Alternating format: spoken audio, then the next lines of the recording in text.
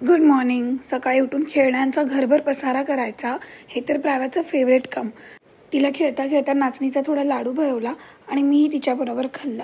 तिचं खाऊन झाल्यावर तिने पुन्हा सगळं काढायला सुरुवात केली. अक्षरशः त्या बॉक्समध्ये वाकून वाकून सगळं ती बाहेर काढत होती.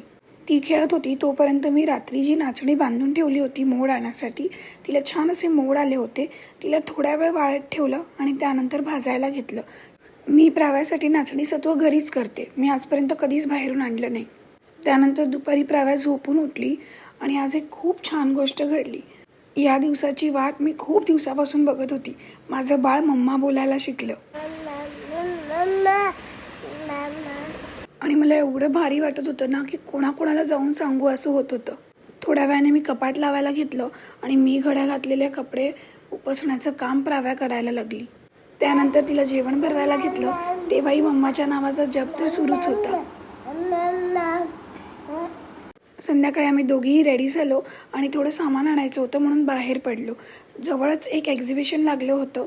तिथून थोडे प्राव्यासाठी नाचणीचे आणि ज्वारीचे पापड वगैरे घेतले आणि घरी पोचेपर्यंत प्राव्या झोपली. घरी आल्यानंतर तिने डॅडाबरोबर मॅथचा लास्ट ओव्हर बघितला आणि त्यानंतर तिची मस्ती सुरू झाली. आय होप तुमचाही दिवस छान गेला असेल. पुन्हा भेटूच उद्याच्या व्लॉगमध्ये.